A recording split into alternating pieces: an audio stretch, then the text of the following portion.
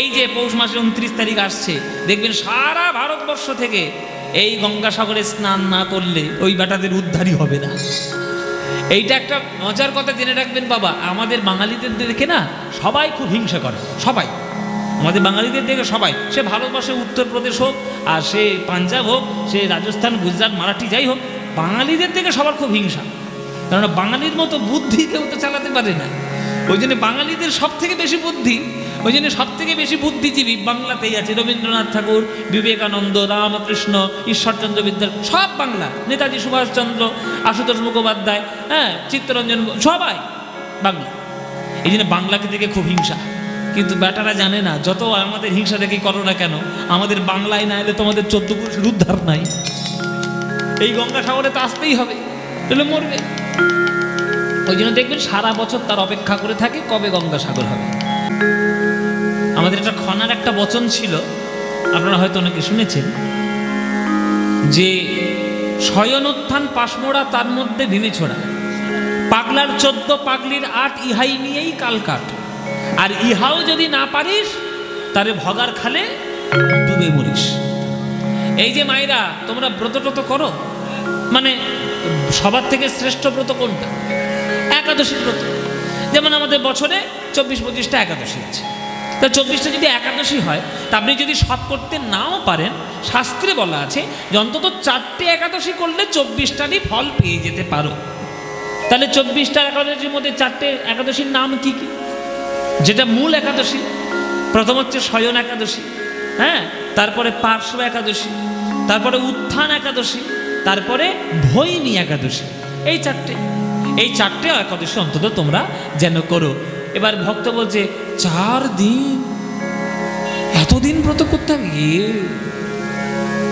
পারবো না, মুখ বেঁকে গেছে, দেখো বড্ড কষ্ট, বড্ড খিদে পায়। উপবাস করা মানেই খিদে পাওয়ার ভয়। বলে ঠিক আছে 4 দিন করতে হবে না, আচ্ছা ঠিক আছে বছরে 2টো অন্তত করো। বলে কি? বলে পাগলার 14 পাগলিরা। পাগলা মানে কি বাবা? শিব ঠাকুর।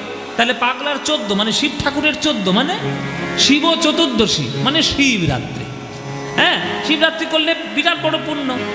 আর যদি এটা পারো আর একটা করো, তাহলে পাগলির 8 মানে অষ্টমী তিথি, দুর্গাপুজোর অষ্টমী তিথি, এই 2টো অন্তত করো।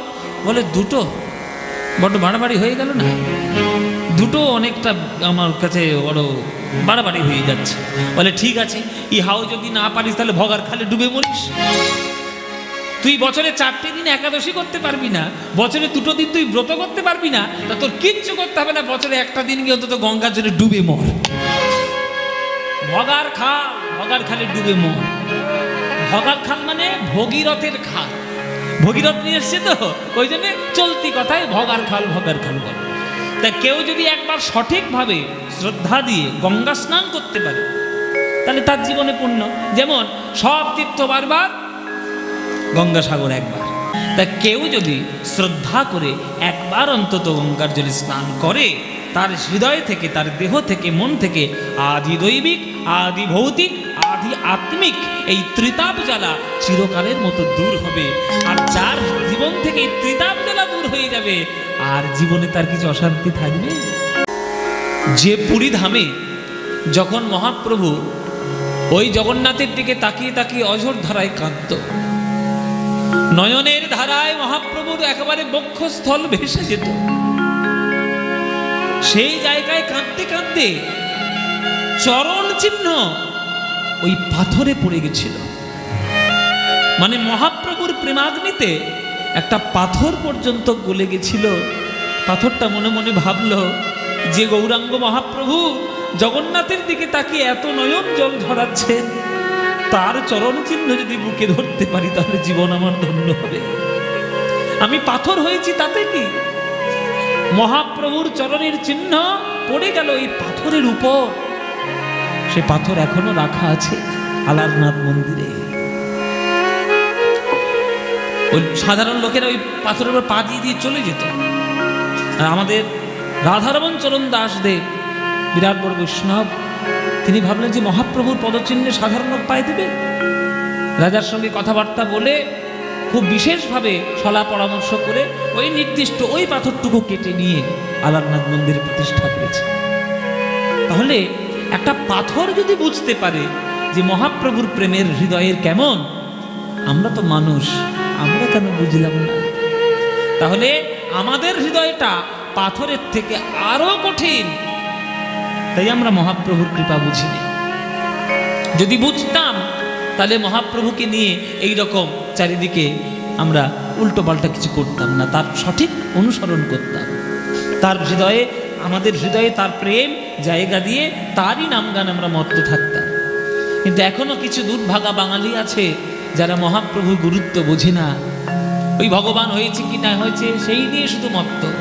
মহাপ্রভু সমাজের জন্য যে কি করে গেছেন সেইটা কখনো বুঝলো না।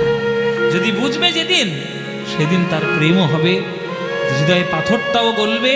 আর হৃদয়ে পাথরে যেদিন গলবে সেদিন নয়ন থেকে অবিরত অশ্রুধারা বয়ে যাবে। কেননা ওই মহাপ্রভুর প্রেমের মূল কথা হলো চোখের জলে ভগবানকে ডাকো। যদি গৌরাঙ্গ না হইত তবে কেমনে হইত, কেমনে ধরিতাম এদে শ্রী রাধার মহিমা প্রেম রস সীমা। বলো জগতে জানা তোকে, জগতে জানা তোকে।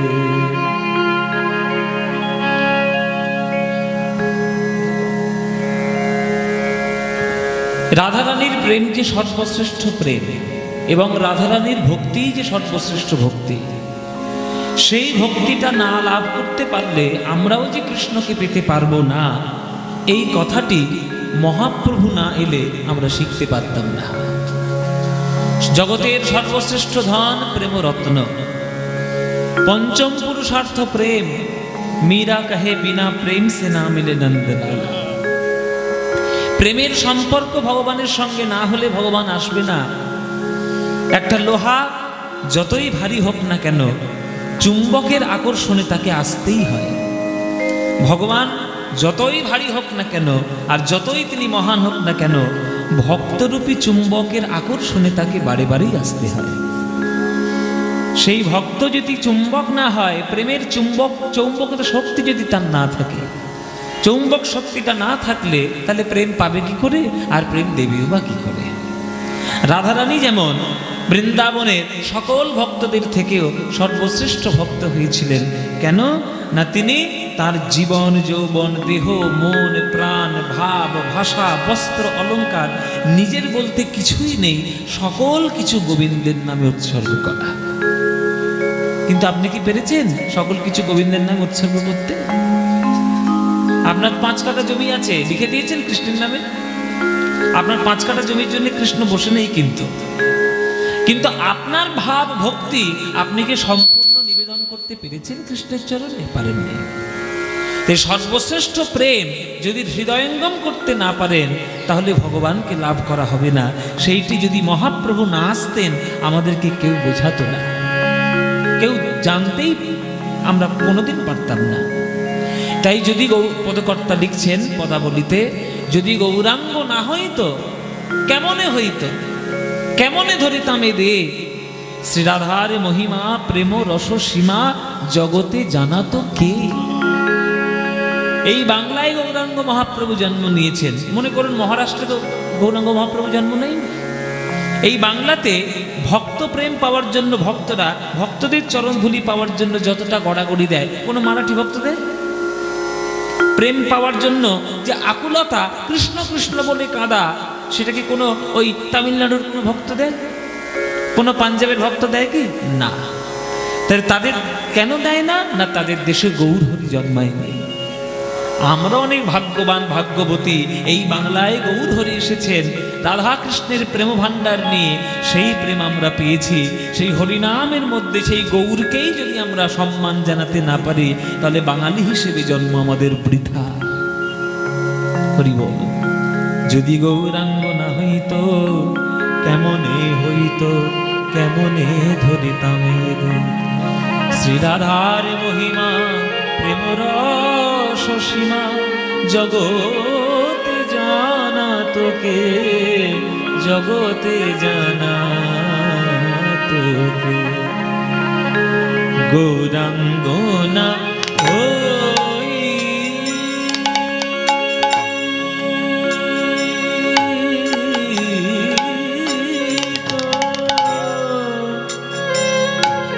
তবে কেমন হইত বলো বলো বলো কেমনে ধরিতাম শ্রী রাধার মহিমা প্রেম রস সীমা জগতে জানা তোকে জগতে জানা তোকে জানা তোকে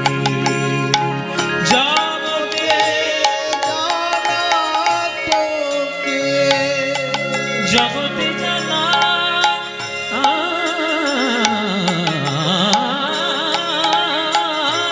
তোকে বলো বলো জগতে জানা তো জানা তো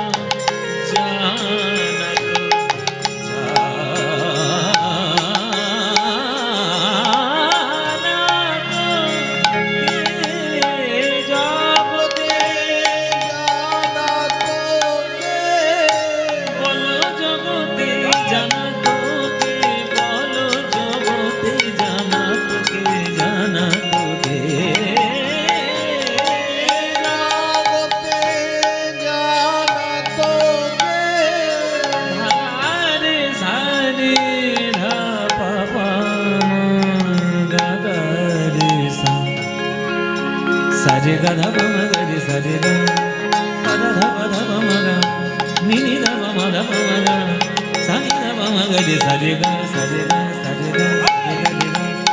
pa dha pa dha pa dha dha pa ma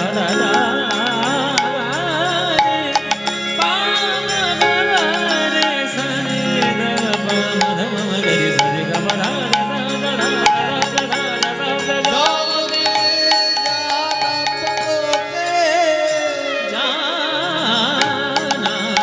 তোকে জানা তোকে জানা তোকে জানা তোকে জগতে জানা তোকে কেউ জানাতো না গো যদি গৌর না আসিত কেউ জানাতো না গো জীবের হাতে ধরে পায়ে পড়ে বলেছে হরি নাম হরি বিনা জগতে কোনো গতি নাই হরি বিনা জগতে কোনো গতি নাই তাই বদন হরে বলো একবার হরি হরি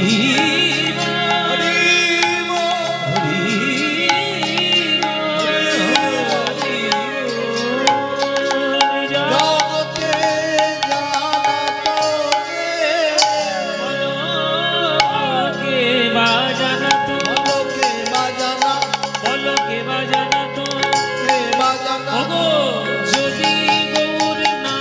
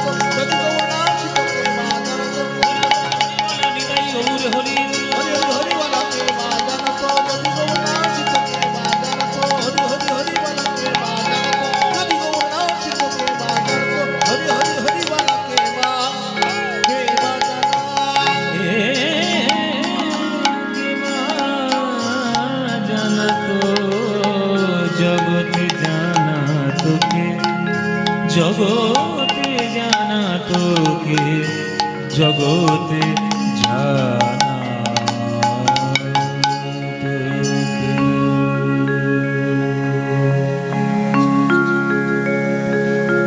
चेतो दर्पण मार्जनं भव महा दावाग्नि निर्वापनम् श्रेय कैरव चंद्रिका वितरणं विद्यावधो जीवनम् आनन्दाम्बुधिवर्धनं प्रतिपदम् पूर्णामृतस्वादनं सर्वात्मस्नपनं परं विजयते श्रीकृष्ण संकीर्तनम्।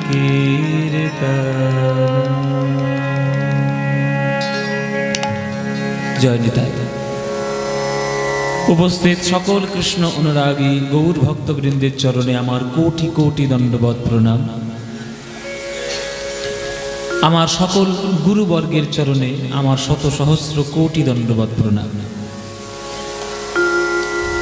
गोड़ाबाजार संलग्न এই শঙ্কর বাবুর বাড়িতে হরিনাম সংকীর্তন উৎসবে আজ আপনারা সবাই একত্রিত সমবেত প্রাণ গৌর গোবিন্দের লীলামৃত মাধুরী পান করার জন্য। এই কীর্তন গান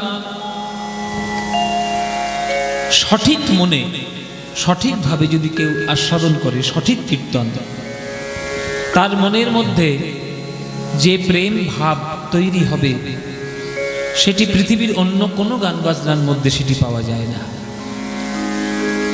এটা আমি একজন কীর্তনিয়া হয়ে বলছি তা নয়, এটা সমস্ত মহাপুরুষদের একই কথা, একই বক্তব্য। কেননা জগৎ আপনি যা দেখছেন চারিদিকে, যা তাকাবেন চারিদিকে, সবই হচ্ছে অশান্তির জায়গা, সবই ধুধু বালুচর। জানেন তো, সমুদ্রের লবণাক্ত জল পান করলে কখনো পিপাসা কোনোদিন মেটে না। পিপাসা মেটানোর জন্য মিষ্টি জলের প্রয়োজন, যেটা আমরা নর্মাল ওয়াটার বলি, সেটারই নর্মাল জল, তারই প্রয়োজন। তাছাড়া পিপাসা কখনো মেটানো যায় না। পিপাসা মেটাতে পারে একমাত্র শুদ্ধ পানীয় জল। কেননা সমুদ্রের জল হচ্ছে লবণাক্ত জল, মানে নুন জল। নুন জল খেলে কখনো, নুন জল পান করলে কখনো পিপাসা মেটে না। তাই সংসারটাও হচ্ছে ওই রকম সমুদ্রের মতো, সংসার সমুদ্র।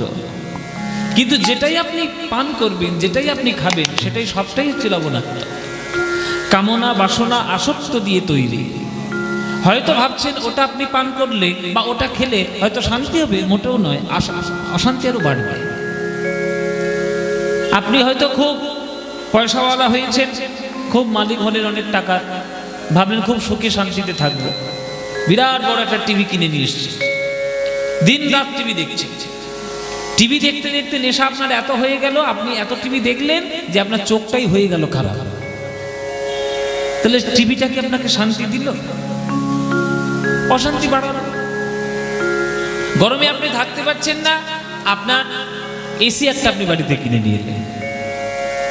ডাক্তার বলেছে বা সবাই যারা বিদগ্ধ মানুষ, জ্ঞানী মানুষ, তারা বলে দিয়েছে যে বাইরের যা টেম্পারেচার থাকবে তার থেকে 2-3 ডিগ্রি কম রাখবে, এর থেকে বেশি রাখবে না। তুমি একবারে হিমশীতল ঘর করে দিলে, ওই হিমশীতল ঘরের মধ্যে তুমি দিন রাত থাকছো গরমের মধ্যে। এমন থাকলে এমন অসুখ ধরলো যে তোমার সর্দির এমন ধান্দা হয়ে গেল, তোমার বুক থেকে কফ যাচ্ছেই না, শরীরটা খারাপ হয়ে গেল। তাহলে এই এসিটা কি আপনাকে শান্তি দিল? আপনি যেটাই সুখের সন্ধান বলে যেটাতেই আপনি হাত দিচ্ছেন, সেটাই আপনাকে অসুখের সন্ধান দিয়ে দিচ্ছে, শান্তি কিছুতেই দিচ্ছে না। কিন্তু কারোর যদি কেউ ভাগ্যক্রমে, সৌভাগ্যক্রমে কেউ যদি সৎসঙ্গে পড়ে, কেউ যদি একবার গুরুর চরণ সান্নিধ্যে গিয়ে যদি কেউ একবার গৌর আর গোবিন্দের প্রেমামৃত মাধুরী পান করতে পারে, আর কি তার কখনো অশান্তি থাকতে পারে? জীবনে শুধু শান্তি শান্তি।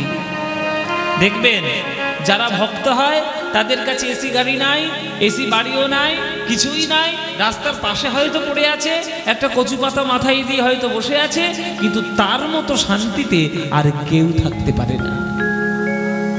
দেখবেন এই যে গঙ্গাসাগর মেলা আসছে, কত নাগা সন্ন্যাসী উলঙ্গ সাধু, কত নাগা বাবা এসে ওই গঙ্গাসাগরে বসে থাকে। দেখবেন তারা জগতের কামনা কাঞ্চন, তারা সর্বরিপুকে তারা জয় করে তারা নাগা সন্ন্যাসী হয়ে তারা জীবনটাই অর্পণ করে দিয়েছে ঈশ্বরের সেবায়। গিয়ে তাদের জিজ্ঞাসা করুন তো, স্বামীজি বা বাবাজি বা সাধু, এই যে সাধুজি আপনি কি অশান্তিতে আছেন? তারা কোনো অশান্তিতে আছে? কোনো অশান্তি নেই। দিন রাত শুধু ঈশ্বরের সেবা করছে, ঈশ্বরের চিন্তা করছে, জগতের কল্যাণ কামনা করছে। তাদের যতটুকু তাদের যা যা করণীয় করছে, তারা দিন রাত ঈশ্বরের সেবায় করে শান্তিতেই আছে। কিন্তু আমরা সংসারের সেবায় করে শান্তিতে থাকতে পারলাম কি? পারলাম না। কিন্তু পারবেন, নিশ্চয়ই পারবেন। সংসার থেকেও শান্তি করা যায়। তাহলে বলবেন শ্রীবাসের সংসার কি শান্তিপূর্ণ ছিল না? তিনিও তো সংসারী। আপনি সবই করছেন কিন্তু গৌরাঙ্গ মহাপ্রভুকে ডাকছেন না, তাহলে আপনার সংসার কি করে শান্তি হবে? আপনি কিছুই না করে শুধু যদি গৌরাঙ্গকেই ডাকেন, দেখবেন শান্তিতে আপনার সংসার ভরে উঠবে। আর আপনি সবই করছেন অথচ রাধা গোবিন্দের প্রেম গ্রহণ করছেন না, আপনার সংসারে কখনো শান্তি আসতেই পারে না। কারণ আপনার মনেই তো শান্তি নেই, আর মনটা শান্তি দেওয়ার জন্য প্রেম ছাড়া কোনো গতি নেই। আর প্রেম উপলব্ধি করার জন্য হরিনাম ছাড়া কোনো গতি নেই। আর হরিনাম গ্রহণ করার জন্য গুরু সান্নিধ্য ছাড়া অন্য কোনো গতি নেই। সেই মহাপ্রভু হচ্ছেন জগৎগুরু, নিত্যানন্দ জগৎগুরু। তাদেরকে যখন আমরা পেয়েছি, তাদের চরণেই যদি আমরা জীবনটাকে সঁপে দিতে না পারলাম, তাহলে শান্তি কোথায় পাবো?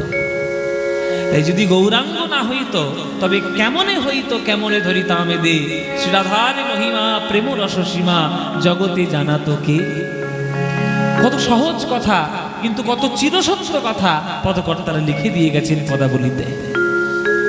যখন মহাপ্রভু আসেননি পৃথিবীতে আমাদের বাংলায়, ততদিন পর্যন্ত সারা ভারতবর্ষের মানুষ জানতো যে প্রত্যেকটি জীব ছুটে বেড়াচ্ছে চারটি জিনিস লাভ করার জন্য। কি কি? ধর্ম, অর্থ, কাম, মোক্ষ। এই চারটি জিনিস পাওয়ার জন্য দেখবেন আমাদের সবার মাথার ঘাম পায়ে ফেলতে হয়। ধর্ম, অর্থ, কাম, মোক্ষ। কিন্তু মহাপ্রভু এসে বললেন যে না, এটার থেকেও আরো বেশি দামি জিনিস হলো পঞ্চম পুরুষার্থ প্রেম। প্রেমই যদি হৃদয়ের মধ্যে তোমার তৈরি না হলো, তাহলে কি করে আর হবে? সেই প্রেম হচ্ছে আসল কথা। সেই প্রেম লাভ করতে হবে রাধা গোবিন্দের লীলা কীর্তনের মাধ্যমে, তাদেরকে স্মরণের মাধ্যমে, তাদেরকে বন্দনা করার মাধ্যমে, তবেই হবে। তাই বলছে হরি নাম হরি নাম হরি হরি বলো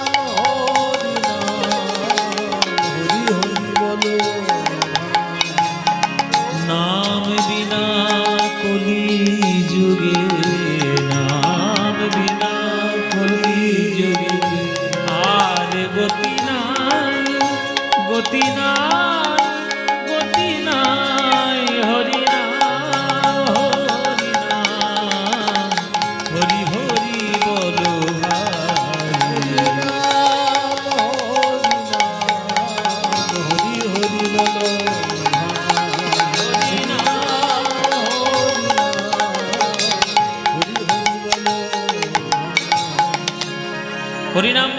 হরিনাম বলো ভাই, হরিনাম করলে কি পাবে?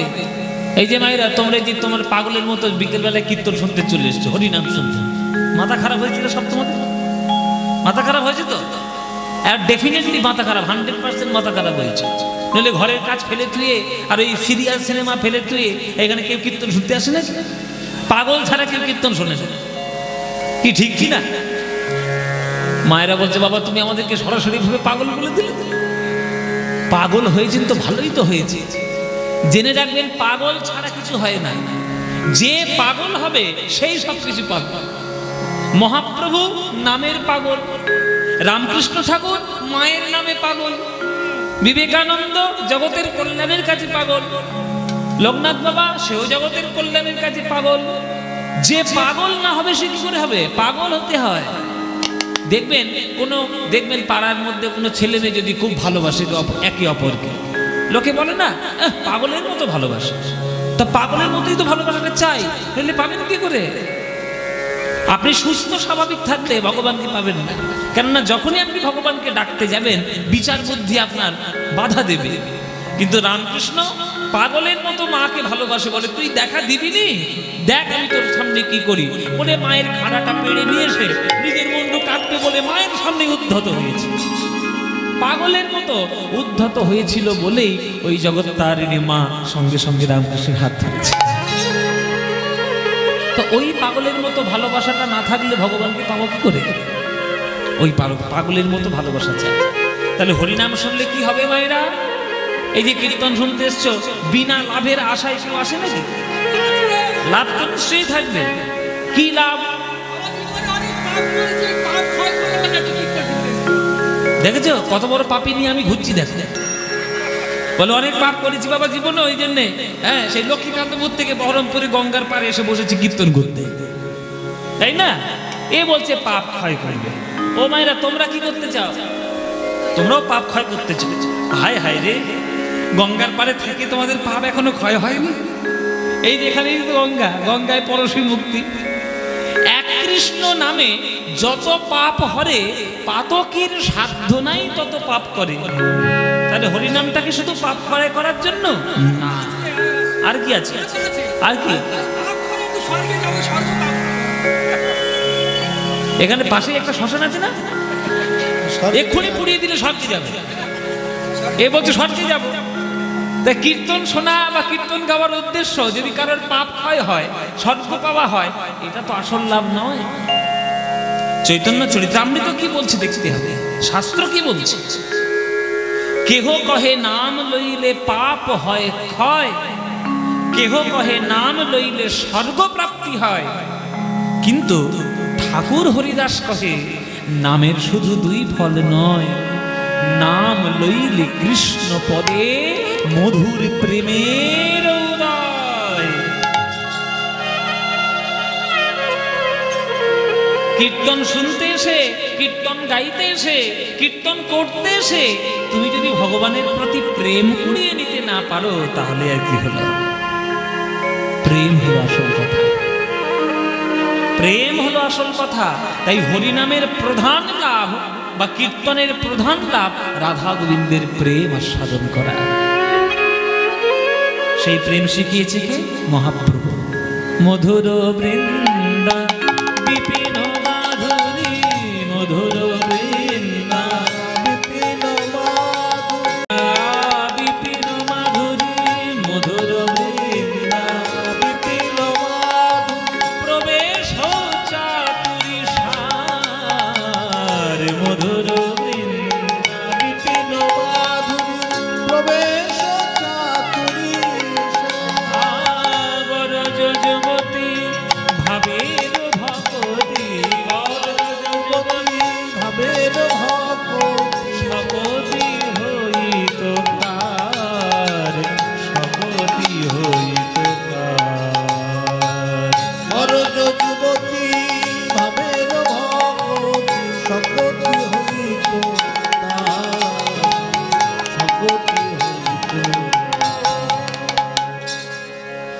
যারা গান শুনতে এসছো, কারা কারা বৃন্দাবন গেছে দেখি হাত তোলো।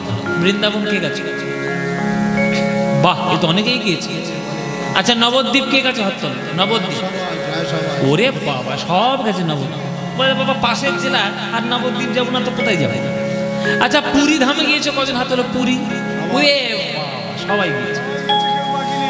মোটামুটি কোনো না কোনো তীর্থধামে তোমরা গেছো। আচ্ছা তাহলে পুরীতে গেছিলে বা নবদ্বীপ বা বৃন্দাবন গেছিলে, বৃন্দাবনে কি করতে গেছিলে? হ্যাঁ রাধারানী, হ্যাঁ এ বলছে বেড়াতে গেছি, দর্শন করতে। আচ্ছা, আপনারা কি করতে গেছিলেন? এইটাই হচ্ছে কমন উত্তর। কেউ বলছে দর্শন করতে, কেউ বলছে বেড়াতে। খবরদার, আজকে আসলে দাঁড়িয়ে বলে যাচ্ছি, কোন তীর্থধামে কোনোদিন বেড়াতে যাবেন না। তীর্থধামটা বেড়ানোর জায়গা নয়। বেড়ানোর জায়গার জন্য অনেক জায়গা আছে। দার্জিলিং চলে যাও, গ্যাংটক চলে যাও, দীঘা চলে যাও, গোয়া চলে যাও, হনুলুলু চলে যাও, জায়গা আছে। আচ্ছা আচ্ছা, এ না আমি বলতে পারেন তো কি বলবো?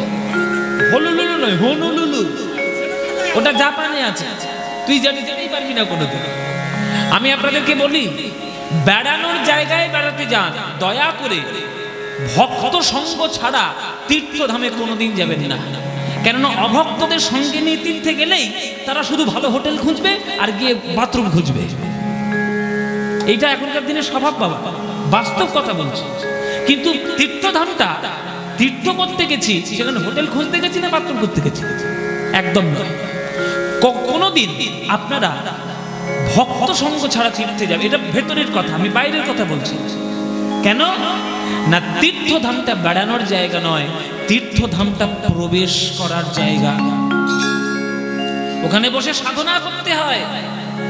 তীর্থ মানেটা জানতে সেটাই বুঝবেন। তীর্থ যেখানে গেলে নিজের আধ্যাত্মিক এবং শারীরিক মানসিক সমস্ত কিছুকে উত্তীর্ণ করা যায়, সেটাই তো তীর্থ। আপনি উত্তীর্ণ করতেই পারলেন না, তাহলে তীর্থ কি করলেন? তাই অভক্তদের সঙ্গে নিয়ে কোনোদিন তীর্থে যাবেন না, আর কোনোদিন তীর্থে বেড়াতে যাবেন না। তীর্থে প্রবেশ করতে যেতে হয়। পকেটে পয়সা থাকলে বেড়ানো যায়, পকেটে পয়সা থাকলে বেরিয়ে আসা যায়, কিন্তু পকেটে পয়সা থাকলে গুরু কৃপা পাওয়া যায় না, রাধা গোবিন্দের কৃপা পাওয়া যায় না। আমার পকেটে পয়সা আছে, আমি চলে গেলাম বৃন্দাবনে, আমার যাওয়া আর একজন গিয়ে সেখানে বসে গোপী অনুরাগে রাধা কৃষ্ণের ভজন করে সেখানে গোপী ভাব লাভ করে সে রাধা কৃষ্ণের প্রেম লাভ করছে, এইটা আকাশ পাতাল পার্থক্য। দেখুন পদাবলীর লাইন কি বলছে, বরজ যুবতী ভাবেরও ভকতি সকতি হইত কাল, মধুর বৃন্দা বিপিন মাধুরী প্রবেশ চাতুরিষা। প্রবেশ করতে হয়, দর্শন বেড়ানো নয়। হ্যাঁ, তাই আগামীতে আপনারা যে কোনো তীর্থধামে যখন যাবেন, তখন দয়া করে অভক্তদের সঙ্গে নিয়ে যাবেন না, মনে ভক্তি নিয়ে যাবেন। আর তীর্থধামে গিয়ে সেইখানকার ভক্তি লাভ করার জন্য যাবেন, অন্য কিছু না। হ্যাঁ, তাই বরজ যুবতী ভাবের ভকতি, ভাবের ভকতি সকতি হইত কার, সকতি হইত কার। বরজ যুবতী ভাবের ভকতি সকতি হইত কার, সকতি হইত কার। গাও গাও পুণ্য গৌরাঙ্গের গুণ, গাও গাও গাও পুণ্য গৌরাঙ্গের গুণ, গাও তোমরা গাও, তোমরা গাও, তোমরা গাও, তোমরা গাও, গাও গাও পুণ্য গৌরাঙ্গের গুণ। কিন্তু শর্ত একটা, সরল করিয়া মন, আগে সরল করিয়া মন, সরল করিয়া সরল করিয়া। কিছু মনে করবেন না, খুব একটু কটু সত্য কথা আপনাদের বলি, কিছু মনে করবেন না। কীর্তনের আসরে এসে খুব গড়াগড়ি দিয়ে কান্নাকাটি করছে, লুটোপুটি খাচ্ছে, লোকে দেখে মনে মনে ভাবছে, বাহ খুব ভক্ত গো, খুব ভক্ত। ওমা, কীর্তন শুনে গিয়ে বাড়িতে গিয়ে পাড়া প্রতিবেশীর সঙ্গে ঝগড়া শুরু করেছে। তোর জল আমার বাড়ি এলো কেন, তোর ছেলে আমার ঘরে নোংরা ফেলেছে কেন, তোর ডালটা আমার চালে পড়লো কেন। আরে এই 3 ঘন্টা ধরে ধরে যে ভক্ত সাজার যে ভান করলে, তাহলে তুই ভক্ত সাজলে না ভণ্ড হলে? মন যদি সরল করতে না পারো, তাহলে ভণ্ড ভক্ত হওয়ার কোনো মানেই হয় না। যদি মন পবিত্রতায় থাকে, তাহলে তুমি যে অবস্থাতেই থাকবে সেই অবস্থাতেই ভগবান তোমায় দর্শন দেবে। জেনে রাখবে, জঙ্গলে 2 প্রকারের গাছ, একটা বাঁকা একটা সোজা। যেগুলো বাঁকা গাছ হয় সেগুলো একটাই কাজে লাগে, চিতার কাজে, জ্বলতে কাজে লাগে। আর যেগুলো সোজা গাছ হয় অনেক কাজে লাগে, আলমারি, খাট বিছানা, টেবিল, চেয়ার, নানান রকম জিনিসপত্র তৈরি করতে কাজে লাগে। তুমিও যদি সরল হতে পারো তাহলে তুমিও জগতের কল্যাণ কার্যে লাগবে। আর তুমিও যদি ওই গান শুনতে এসে ভক্তগিরি দেখাচ্ছ আর বাইরে গিয়ে মনটা এমনি জটিল ভর্তি, কার সর্বনাশ করবো কি করে, হ্যাঁ, এই যদি মনে থাকে তাহলে তোমার ওই সব ভক্ত হয়ে কোনো লাভ নেই। গাও গাও পুনো গৌরাঙ্গের গুণ, যত খুশি গাও, কোনো চিন্তা নাই, কিন্তু সরল করিয়া মন, আগে সরল করিয়া মন, ওই সরল করিয়া মন, সরল করিয়া গাও গাও পুনো গৌরাঙ্গের গুণ, সরল করিয়া মন। একবার ভেবে দেখো তো নিতাই গৌরাঙ্গের জীবনটা।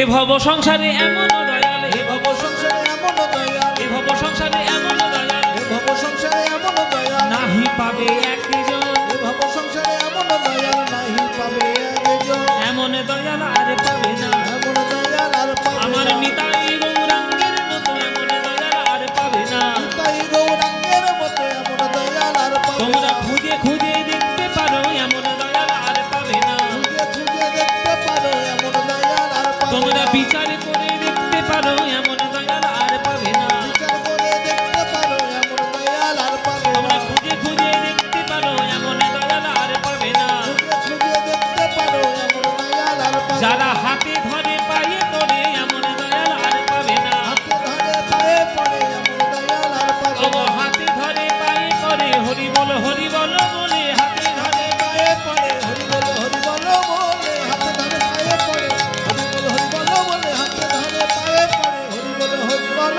বলে, এমন দয়াল আর পাবে না। এমন দয়াল আর পাবে না, এমন দয়াল আর পাবে না, এমন দয়াল আর পাবে না। এ ভব সংসারে এমন দয়াল আর পাবে না। মনে করো নিত্যানন্দ, তুমি রাস্তা দিয়ে হেঁটে হেঁটে যাচ্ছ, কোনো অজানা আছেন একটা লোক এসে ধুম করে মেরে চলে গেল, তুমি তাকে ছেড়ে কথা কইবে? এখনকার দিনে কেউ কয়? সে মারলো, তুমিও ঘুরিয়ে মারলে একটা চড়,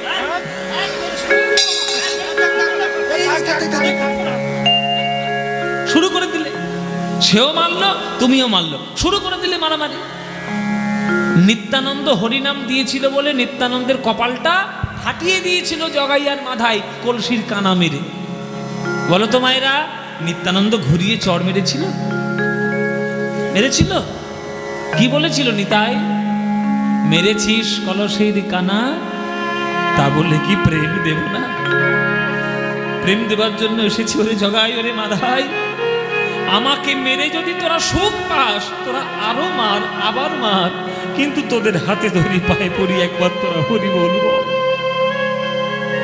একবার বলো। এই দয়াল আর কোথায় পাবে? এমন দয়াল আর কোথায় পাবে? তা আমরা যদি সেই নিতাই গৌরাঙ্গের পথটা অনুসরণ না করি তাহলে জগতে শান্তি হবে কি করে? তো এ ভব সংসারে এমনও দয়াল নাহি পাবে একজন। গৌরাঙ্গ বলিয়া না গেল গলিয়া, গৌরাঙ্গ বলিয়া না গেল গলিয়া, আমি কেমনে ধরিব রে?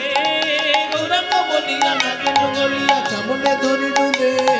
বাসু ঘষ হইয়া পাশানো দিয়া কেমনে গড়িয়াছে। বাসু ঘষ হইয়া পাশানো দিয়া কেমনে গড়িয়া, বলে আমার ভাগ্যে হলো না গো, আমার ভাগ্যে হলো না গো, আমার ভাগ্যে হলো না গো, আমার ভাগ্যে হলো না। ওই লীলার কিছু অনুভব আমার ভাগ্যে হলো না গো। আর কিছু অনুভব আমার ভাগ্যে হলো না। এ বলে খেয়ে শুয়ে দিন কাটালাম আমার ভাগ্যে হলো না গো। শুয়ে দিন কাটালাম আমার ভাগ্যে হলো না। এ বলে খেয়ে শুয়ে দিন কাটালাম হরি হরি না বলিলাম, খেয়ে শুয়ে দিন কাটালাম হরি হরি না বলিলাম, খেয়ে শুয়ে দিন কাটালাম হরি হরি না বলিলাম, খেয়ে শুয়ে দিন কাটালাম হরি হরি না বলিলাম, আমার ভাগ্যে হলো না গো, আমার ভাগ্যে হলো না গো, আমার ভাগ্যে হলো না গো।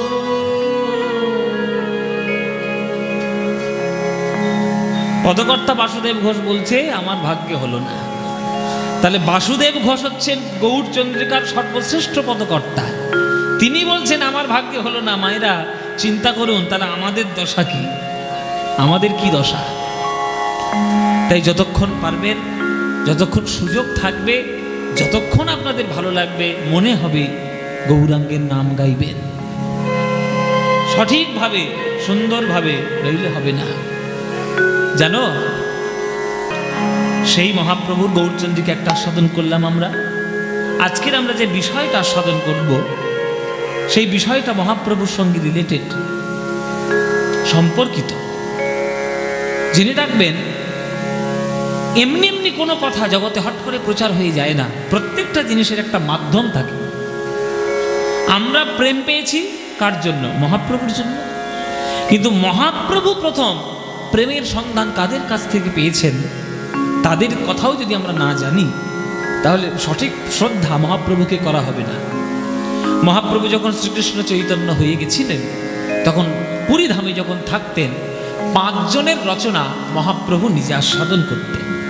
5 জন, 5টা কবির রচনা, পদ, সাহিত্য মহাপ্রভু আস্বাদন করতেন। নিজের লেখা গান, নিজের লেখা শ্লোক, নিজের লেখা পদাবলী মহাপ্রভুর আপনি পাবেন না।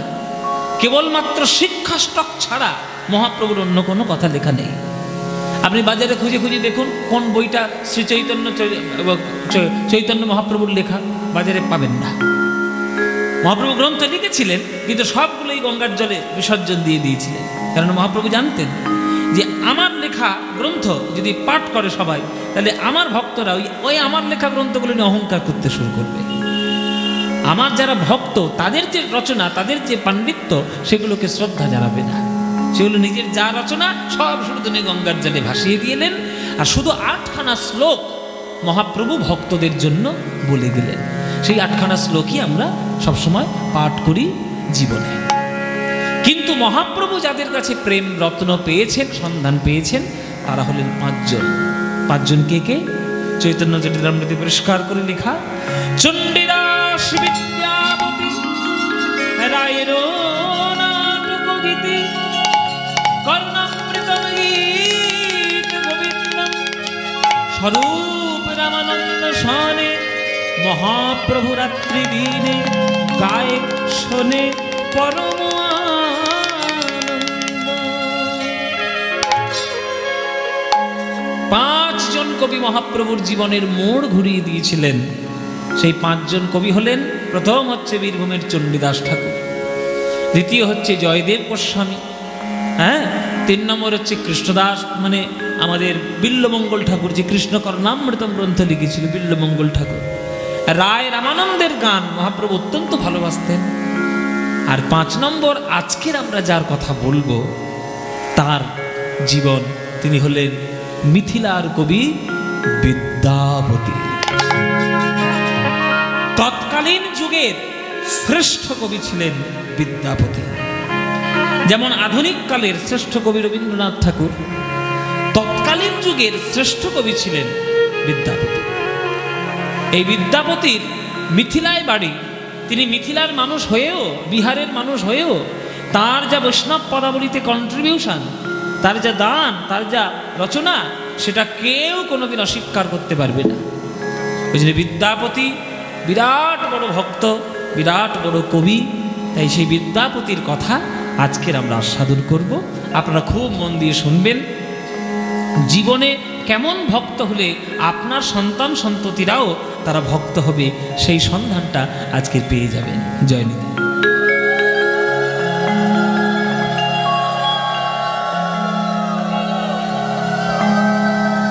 চলুন সেই বিদ্যাপতির বাড়ি বা বিদ্যাপতির জীবনী আমরা আজকে আস্বাদন করব। বিদ্যাপতির বাড়ি কোথায়? বিদ্যাপতির বাড়ি হচ্ছে মিথিলা। মিথিলাটা কোথায়? হ্যাঁ বাবা, বিহারের একটা জায়গা। এই মিথিলা বললে একজনের নাম খুব মনে পড়ে। মিথিলার একজন রাজা ছিলেন, বিখ্যাত রাজা। মিথিলার রাজা জনক। তাহলে জনকের মেয়েকে সীতা। তাহলে বলতে পারি যে এই মিথিলা হচ্ছে রামচন্দ্রের শ্বশুর বাড়ি। রামচন্দ্রের শ্বশুর বাড়ি মিথিলা। এটা কি ওটা থাক, ওটা থাক। ওই এই আমার নিচু হতে হবে।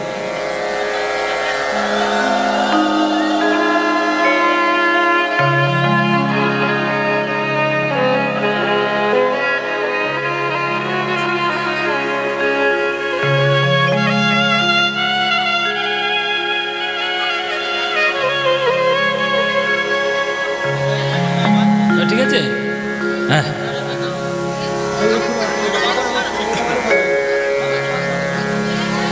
ওই আর একটা আসছে, পিছনে পিছনে এসো, নাহলে তুমি ভাববে কি করে। আবার বসতে এইভাবে হবে না। আচ্ছা, ও পরে হ্যাঁ এইভাবে না।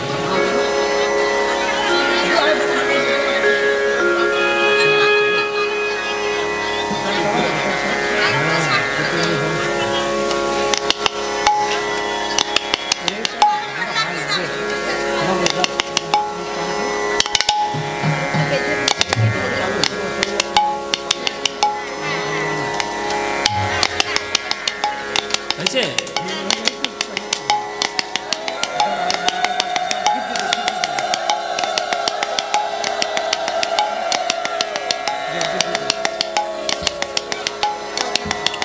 জয় নিতাই বাবা, কটা মুকুট পটাবে গোমায়, নিতাই গৌর হরি গৌর। মায়ের ভাল লাগছে দেখতে। আচ্ছা, এইখানে আমার এক আনন্দ হয়, এখানে পর পর আপনারা আমার গুরুর গান শুনেছেন বা শুনতেন। আমার জানেন আপনারা সবাই যে আমার কীর্তনের গুরু হচ্ছেন কীর্তন সম্রাট সুমন ভট্টাচার্য। তার গান আপনারা এখানে প্রতি বছর শুনতেন, কিন্তু তিনি একটা বিশেষ কাজে এখন আটকে পড়েছেন। তিনি বিশেষ একটা সেবাও করছেন, কেন সারা ভারতবর্ষের মধ্যে যেখানে সবাই এসে মাথাটা নিচু করে সেটা হচ্ছে বিশ্বভারতী। সেখানকার তিনি অধ্যাপনা করছেন। এটা আমাদের কাছে একটা বিরাট বড় পাওয়া, যারা সঙ্গীতের ছাত্র তাদের কাছে বিরাট বড় পাওয়া। কিন্তু সেই ভাবধারাগুলো আপনারা এইখানে আমার মধ্যে দিয়ে ফলিয়ে নিচ্ছেন, এটা আমার একটা বড় পাওয়া।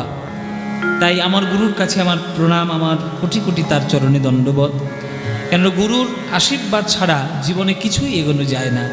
আপনারা যা আমার প্রতি শুনেছেন, যা জানেন, যা যতটুকু আমি পেয়েছি আমার সব গুরুদেবদেরই আশীর্বাদে পেয়েছি। তো চলুন সেই রামচন্দ্রের শ্বশুর বাড়ি মিথিলা, সেই মিথিলার হচ্ছে এই একটা ছোট্ট একটা গ্রামে জন্মগ্রহণ করেছিল আমাদের বিদ্যাপতি।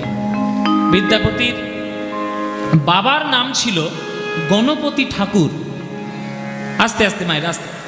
বিদ্যাপতির বাবার নাম ছিল গণপতি ঠাকুর, কিন্তু মায়ের নামটা যে কি সেটা এখনো পর্যন্ত সঠিকভাবে জানা যায়নি বা জানা হয়নি, এবং রিসার্চেও সেভাবে নামটা পাওয়া যায় না। তো যেদিন পাওয়া যাবে সেদিন আপনাদের জানিয়ে দেওয়া হবে, কিন্তু আপাতত বাবার নামটা জানা আছে গণপতি ঠাকুর। এই গণপতি ঠাকুর এমন একজন ব্রাহ্মণ ছিলেন যে যার সামনে সাধারণ লোক এলে শ্রদ্ধায় তাদের মাথা এমনিতেই নিচু হয়ে যেত। এমন একজন বিখ্যাত, শ্রদ্ধেয় একজন পণ্ডিত ব্রাহ্মণ। দেখবেন কিছু কিছু মানুষ শ্রদ্ধা করে, একটা ভয় করে শ্রদ্ধা করে, একটা ভক্তি করে শ্রদ্ধা করে। যারা ভয় করে শ্রদ্ধা করে তাদের মনের মধ্যে একটা স্বার্থপরতা থাকে, কিন্তু যারা ভক্তি করে শ্রদ্ধা করে তাদের কিছু নেই, শুধু মানে গুণের জন্যই তাদের ভক্তিটা নেমে আসে। সেই গণপতি ঠাকুরের ঘরে জন্মগ্রহণ করেছিল এই বিদ্যাপতি। সেই বিদ্যাপতির জন্মকে কেন্দ্র করে আজ সেই পাড়ায়, সেই গ্রামে বিরাট বড় ধুম, বিরাট বড় আনন্দ। চলো, গণপতি ঠাকুরের একটা ছেলে হয়েছে, সবাই মিলে আনন্দ করছে। হ্যাঁ, বিদ্যাপতি জন্মিল গণপতির ঘরে, বিদ্যাপতি জন্মিল গণপতির ঘরে, বিদ্যাপতি জন্মিল গণপতির ঘরে, বিদ্যাপতি জন্মিল গণপতির ঘরে। ওই দেখো স্বর্গ হতে দেবগণ পুষ্প বৃষ্টি করে, তাই ওর দেবগণ পুষ্পবৃষ্টি করে, স্বর্গ হতে দেবগণ পুষ্প বৃষ্টি করে, দেবগণ পুষ্পবৃষ্টি করে। ওগো আনন্দ বারে ধরে না, আনন্দ ধরে না, ওই বিদ্যাপতির জন্ম হেরি আনন্দ বারে ধরে না, বিদ্যাপতির জন্ম হেরি আনন্দ ধরে না, বিদ্যাপতির জন্ম হেরি আনন্দ বারে ধরে না, বিদ্যাপতির জন্ম হেরি আনন্দ একটা ছেলে জন্ম নিলে বাড়িতে আনন্দ তো হবেই। হ্যাঁ, মিথিলা রাজ্যের বিসফি গ্রামে, গ্রামটার নাম ছিল বিসফি, অনেকে বলে বিসফি, অনেকে বলে বিসফি। সেই বিসফি গ্রামে জন্ম হয়েছে বিদ্যাপতি। ঠাকুর মশাইয়ের ঘরে ছেলে হয়েছে, তা আনন্দ হবে না? এই আমাদের ঠাকুর মশাইয়ের একটা ছেলে হয়েছে, হ্যাঁ, ভবিষ্যতে ঠাকুর মশাই আমরা পেয়ে গেলাম। বাপরে বাপ, ঘরে বাপ পাড়াতে গ্রামে যদি একটা ভালো একটা ঠাকুর মশাই না হয়, পুরো পার্বণ দেখবে কে, ঠাকুর দেবতাকে ডাকবে কে? তখনকার দিনের সমাজের ব্যবস্থা অনুসারে তো একটা বামুনের ছেলে হয়েছে, আমাদের ঠাকুর মশাইয়ের ছেলে হয়েছে, আনন্দ। হ্যাঁ, আনন্দ আর ঘটে না, আনন্দ ধরে না, বিদ্যাপতির জনম হেরে আনন্দ আর ঘটে না, বিদ্যাপতির জনম হেরে আনন্দ ধরে না। স্বর্গ হতে দেবগণ পুষ্প বৃষ্টি করে, স্বর্গ হতে দেবগণ পুষ্প বৃষ্টি করে, স্বর্গ হতে দেবগণ পুষ্প বৃষ্টি করে, স্বর্গ হতে দেবগণ পুষ্প বৃষ্টি করে।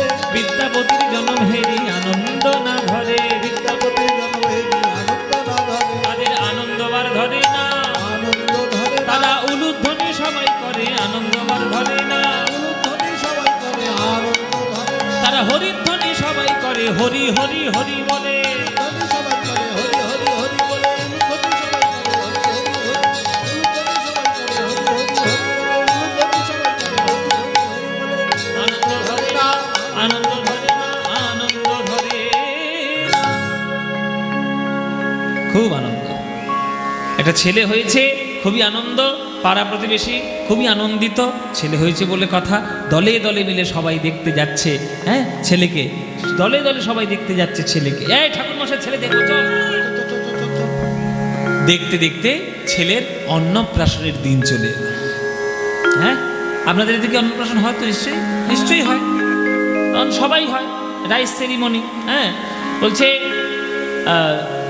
ছেলেটা আজকে কি হবে সেটা আজকে পরীক্ষা করে দেখে নেওয়া যায়। আগেকার দিনে, হয়তো এখনকার দিনে কোনো কোনো বাড়িতে হয়, অন্নপ্রাশনের দিন দেখবেন একটা নিয়ম আছে, বিভিন্ন রকম জিনিস সাজিয়ে আর বাচ্চার কাছে, শিশুর কাছে ধরা হয়। মানে বই, ধান, মাটি, টাকা পয়সা, বিভিন্ন রকম, হ্যাঁ, কলম, এগুলো সব দেওয়া হয়। এবার ছেলেটা যেটার ওপর ঝাঁপিয়ে পড়বে, একটা সাধারণ চলতি বিশ্বাসে ধারণা হয় যে ছেলে বড় হয়ে ওঠে হবে। তো এই ধারণাতে সবাই গিয়ে দেখতে গেছে, এই দেখি ছেলেটা কি করে, বাচ্চা ছেলেটা কি করে।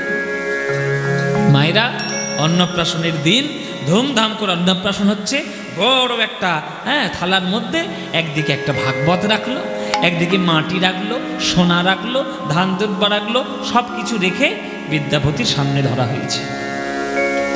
যে ভক্ত হবে তার ছোটবেলা থেকেই লক্ষণগুলো বোঝা যাবে যে সে ভক্তই হবে। মায়েরা, সোনা চকচক করছে, রূপ চকচক করছে, কড়ি আছে, সব কিছু আওয়াজও হচ্ছে, সবুজ ধান দুব্বাও সবই আছে, কিন্তু বিদ্যাপতির কোনোটাতেই মন আকর্ষণ হচ্ছে না। বিদ্যাপতির সামনে যতবারই থালাটা ধরা হচ্ছে, বিদ্যাপতি ঝাঁপিয়ে গিয়ে ওই শ্রীমদ্ ভাগবতটাকেই বুকে জড়িয়ে ধরছে। তিনবার পরীক্ষা করা হলো, যতবারই দেওয়া হয়েছে বিদ্যাপতি ভাগবতটাকেই জড়িয়ে ধরেছে। যারা বৈষ্ণব ভক্ত তারা আনন্দাশ্রু ফেলছে, ওরে গণপতি, ভাগ্য করে ছেলে পেয়েছিস, দেখ, বারবার দেখ, যতবারই তুই ওই থালাটা দিচ্ছিস অন্য কিছুই ধরছে না, ও ভাগবতটাকেই জড়িয়ে ধরেছে। মানে বোঝাই যাচ্ছে বড় হয়ে ও অনেক বড় পণ্ডিত হবে, বিদ্যার অধিপতি হবে। যার ছোট থেকেই, শিশু হতেই বিদ্যার প্রতি এত আগ্রহ, তার নাম দেওয়া হোক বিদ্যাপতি। ছোট থেকেই বিদ্যাপতি, বিদ্যার প্রতি যার এত আকর্ষণ, তার নাম দেওয়া হলো বিদ্যাপতি। সেই ছোট্ট ছেলেটা বিদ্যাপতি ধীরে ধীরে ধীরে ধীরে বড় হচ্ছে। আর এই গণপতি ঠাকুরের কুল দেবতা ছিল ভগবান ভোলানাথ, মহাদেব, দেবাদিদেব মহেশ্বর। এই ভোলানাথ হচ্ছে, বা দেবাদিদেব মহেশ্বর হচ্ছে এই গণপতি ঠাকুরের কুল দেবতা। এবার রোজ পুজো অর্চনা করে, ফুল বেলপাতা দেয়, গঙ্গা জল দেয়। বাচ্চা ছেলেটা তো দেখছে যে আমার বাবা কিছু একটা মন্দিরে গিয়ে করছে। আপনি আপনার শিশুর সামনে যা করবেন, শিশু কিন্তু ছোট থেকে সেইটাই ফলো করবে, সেইটাই করবে। আপনি বড় হয়ে যদি আপনি বড় হয়ে যদি শিশুর সামনে যদি ঝগড়া মারামারি চিরকাল করেন, দেখবেন আপনার ছেলেটাও তাই হবে। আর আপনি যদি আপনার শিশুর সামনে যদি সংস্কার মেনে চলেন, দেখবেন শিশু সংস্কার পূর্ণই হবে। দেখছে বাবা দিয়ে এরকম করছে, এরকম করছে, ফুল দিচ্ছে, বেলপাতা দিচ্ছে, গঙ্গা জল দিচ্ছে। বাবার কাছে গিয়ে একদিন বলছে বিদ্যাপতি, 7 বছর বয়স হয়ে গেছে তখন, বাবা বাবা ওইটা কি? ওই পাথরের উপর তুমি যে জল ঢালছ, ওই পাথরটার উপর কেন জল দিচ্ছ? কালো পাথর, ফুল দিচ্ছ, বেল পাতা দিচ্ছ। তখন গণপতি ঠাকুর বলছি, বিদ্যাপতি খবরদার, কোনোদিন এটাকে কালো পাথর বলবি না। ইনি হলেন স্বয়ং দেবাদিদেব মহাদেব, আমাদের কুলগুরু, আমাদের কুল দেবতা, আমাদের কুলের ভগবান। এনাকে পুজো করলে সকল কিছু পাওয়া যায়। জানিস বিদ্যাপতি, নিম্নগানং যথা গঙ্গা দেবমামুচ্যতে যথা, বৈষ্ণবানং যথা শম্ভু পুরাণানাং বিদং তথা। নদীদের মধ্যে গঙ্গা শ্রেষ্ঠ, দেবতাদের মধ্যে বিষ্ণু শ্রেষ্ঠ, শাস্ত্রের মধ্যে যেমন ভাগবত শ্রেষ্ঠ, তেমনি সকল বৈষ্ণবদের মধ্যে শিব ঠাকুর হল শ্রেষ্ঠ। সর্বশ্রেষ্ঠ বৈষ্ণব হলেন ভগবান মহাদেব। তাই ওরে বিদ্যাপতি, তোর জীবনের মূল লক্ষ্য হলো এই দেবাদিদেব মহাদেবের কৃপাধন্য হওয়া, তার আশীর্বাদ পাওয়া। তাই তাই বাবা, আচ্ছা তাহলে আমিও তোমার মতো রোজ সকালে উঠে এই শিব ঠাকুরের মাথায় জল দেব? নিশ্চয়ই জল দিবি, পুজো করবি, বেলপাতা দিবি, প্রার্থনা জানাবি, তবেই তো বড় হবি, তবেই তো কৃপা পাবি। আচ্ছা আচ্ছা ঠিক আছে বাবা, তাহলে এই মহাদেবের করুণা পেতে গেলে আমায় কি কি করতে হবে? বলে শোন, মহাদেবের করুণা পেতে গেলে সব থেকে আগে যেটা করতে হবে, মহাদেব যাকে মস্তকে ধারণ করে রেখেছে তার করুণা তোমায় আগে পেতে হবে। হ্যাঁ, মস্তকে যাকে ধারণ করেছে তার করুণা আগে পেতে হবে। এই আমাদের সামনে থেকেই বয়ে যাচ্ছে মা গঙ্গা, আর এই গঙ্গা এই ভগবান মহাদেবের মাথা থেকেই জগতে প্রকাশিত হয়েছে প্রথমে। এই গঙ্গার জলে তুমি যাও, গঙ্গার জলে স্নান করো, গঙ্গার কৃপা তুমি লাভ করো, করলেই তুমি মহাদেবের করুণা পেতে পারবে। তাই তাই বাবা? হ্যাঁ নিশ্চয়। এই যে গঙ্গা মা আপনাদের এই যে পাশেই রয়েছে গঙ্গা মা, একেবারে গঙ্গার পাড়ে আমরাও কীর্তন করতে এসেছি। এই যে গঙ্গা মা, এই গঙ্গা মার উৎপত্তি কিভাবে? কি হলো? আস্তে আস্তে আস্তে আস্তে, কথা নয়। যারা আসছো লাস্টে এসে ফার্স্টে বসার চিন্তা করলে মুশকিল হবে। হ্যাঁ, একটু যারা আসছো একটু ম্যানেজ করে নিজেদের মধ্যে একটু বসে নাও, এসে গন্ডগোল করো না। জয় নিতাই। এই গঙ্গা মায়ের উৎপত্তি কেমন করে হয়েছিল মায়েরা জানো তো? নিশ্চয়ই জানো, তবে একবার ছোট্ট করে বলে দিই। এই যে আমরা গান গাই, সঙ্গীত করি, এই সঙ্গীতগুলো হচ্ছে সামবেদ অনুসারে, সঙ্গীত হচ্ছে এক একটা জীবন্ত দেবদেবীর মতো। এরা কিন্তু হাসে, গায়, কথা বলে, এটা বিশ্বাস, আমাদের বেদ ধর্মের বিশ্বাস যে সঙ্গীতের রাগ রাগিনীগুলো হচ্ছে একেবারে জীবন্ত। কিন্তু তাদেরকে যদি মিস ইউজ করা হয়, তাকে যদি আমি উল্টোপাল্টাভাবে গাই, তাহলে কিন্তু এই রাগ রাগিনীরা অসুস্থ হয়ে পড়বে। একবার দেবর্ষি নারদ, সে তার অহংকারের বলে আমি দিন রাত বিনা যন্ত্র নিয়ে নাম গাই, আমি ঠিকঠাক আজকে রাগ রাগিনী গাই। রাগ রাগিনী গাইতে গিয়ে এমন রাগ রাগিনী গেয়েছে মায়েরা, ভুল ভাল সব স্বর প্রয়োগ করে এমন করেছে, কোনো কোনো রাগের হাত ভেঙে গেছে, কোনো কোনো রাগের ঘাড় ভেঙে গেছে, কোনো কোনো রাগের কোমর ভেঙে গেছে, সব যাচ্ছে তাই অবস্থা রাগ রাগিনী। এবার এই রাগ রাগিনীর এই দশা দেখে তখন নারদ মুনি এসে বলছে, কি গো তোমাদের এই দশা করলে কে? বলে যে বলছে সে। দশা করলে কে? আবার তুমি এমন ভাবে আমাদেরকে ব্যবহার করেছো, আমরা সবাই অসুস্থ হয়ে পড়েছি। কি সর্বনাশ, আমি এত ভুল গিয়ে ফেললাম? বলে হ্যাঁ নারদ মুনি, যাত্রার দ্বারা রাগ সঙ্গীত গাওয়া হবে না, আপনার গাওয়া ভুল হয়েছে। ও মা, তাহলে তোমাদের সুস্থতার কারণ কি? বলে আবার যদি কেউ পুনরায় আমাদেরকে নতুন করে সঠিক সুরে গাইতে পারে, আবার আমরা সুস্থ হয়ে পড়ব। বলে তাহলে সে কে আছে? তার আমি আর একবার গাই? বলে আর খবরদার কেউ না, একবার গাইতেই আমাদের এই দশা, এবার গাইলে মরেই যাবো আমরা। তাহলে কে গাইবে? বলে শোনো, জগতে কেবলমাত্র একজনই আছেন যিনি সঠিক রাগ রাগিনী সঠিক সঙ্গীত জানেন, সেটা একমাত্র হলো কৈলাসপতি দেবাদিদেব মহাদেব। নারদ মুনি অমনি ছুটে চলেছে মহাদেবের কাছে, মামা ও মামা, আমি একটু রাগ রাগিনী গাইতে গেছিলাম মামা, এমন গেয়েছি যে সব ভুল ভাল হয়ে সব রাগ রাগিনীগুলো অসুস্থ হয়ে পড়ে আছে, তুমি যদি একটু ঠিক করে গাও তারা সুস্থ হয়ে যেতে পারে। ভোলানাথ বলছে, আমি তো গাইতে পারি, কিন্তু শ্রোতা কই? শ্রোতা না হলে কি গান গাইতে ভালো লাগে গায়কের? বলে কে শ্রোতা? মানে আমি শুনবো তোমার গান। দূর বেটা, তুই আমার গান শুনবি? তোর এত বড় ক্ষমতা, তোর গান গাওয়াতেই রাগ রাগিনীগুলোর এই অবস্থায় যে তুই আমার গান শুনবি? কিরে, তুই আমার সঠিক শ্রোতা নস। তাহলে সঠিক শ্রোতা কে? বলে জগতের কেবলমাত্র দুজন আছে আমার গানের সঠিক শ্রোতা। সে কে? বলে একজন হচ্ছে ব্রহ্মলোকে ব্রহ্মা, আর একটা হচ্ছে বিষ্ণু লোকের ভগবান শ্রী বিষ্ণু। যা ওদেরকে নিমন্ত্রণ কর, তাহলে আমি কিন্তু গান গাইতে পারি। নারদ গিয়েছে ব্রহ্মার কাছে, বাবা কৃপা করে একটু কৈলাসে চল, উল্টো পাল্টা করে ফেলেছি, রাগ রাগিনীগুলোর এই অবস্থা হয়েছে, মামা এখন একটু গান গাইবে, তুমি একটু গাই, শুনলেই আমার রাগ রাগিনীগুলো সুস্থ হবে। ব্রহ্মা বলছে, হ্যাঁ মহাদেব গান গাইবে বলে কথা, শুনবো না? নিশ্চয়ই শুনবো। ছুটি আসছে ব্রহ্মলোক থেকে ব্রহ্মা। হ্যাঁ, এইবার বিষ্ণুকে গিয়ে বলছে, প্রভু আপনি একবার কৈলাসে চলুন, আমার রাগ রাগিনী ভুল গাওয়া হয়ে গেছে, রাগ রাগিনীটা অসুস্থ হয়ে পড়েছে। বিষ্ণু বলছে, ভগবান মহাদেব গান গাইবে, একটু শুনবো না? নিশ্চয়ই শুনবো। মহাদেব বসেছে গান গাইতে, কি দৃশ্য চিন্তা করো, মহাদেব গান গাইছে, সামনে ব্রহ্মার বিষ্ণু শ্রোতা হয়ে বসে আছে। কি অপূর্ব দৃশ্য! যখন এমন রাগ রাগিনী মহাদেব ধরলেন, আহ জগৎ একেবারে যেন শান্ত স্নিগ্ধ হয়ে যাচ্ছে, রাগ রাগিনীগুলো পুনরায় সুস্থ হয়ে যাচ্ছে। এমন গান ধরেছে মহাদেব যে আমাদের বিষ্ণু ভগবান সর্বাঙ্গ তার বিগলিত হয়ে যাচ্ছে, ধর্মাক্ত হয়ে যাচ্ছে, থরথর করে কাঁপছে, আর সর্বাঙ্গ বিগলিত জল চরণ ধারা থেকে বিন্দু বিন্দু বিন্দু হয়ে প্রবাহিত হচ্ছে। ওই চরণের ধারা থেকে উৎপত্তি হলো মা গঙ্গার। কেউ দেখতে পেল না, দেখতে পেয়েছে ব্রহ্মা। তাই কি করলো? ব্রহ্মা গিয়ে নিজের কমণ্ডলটা ওই চরণের তলায় প্রান্তে পেতে দিলেন। বিন্দু বিন্দু জল, ভগবান নারায়ণের অঙ্গ বিগলিত জল কমণ্ডল ভর্তি হয়ে জন্মগ্রহণ করল ব্রহ্মা, আমাদের গঙ্গা। ব্রহ্মার কমণ্ডলে প্রথমে জন্ম হলো আমাদের গঙ্গা চরণ থেকে।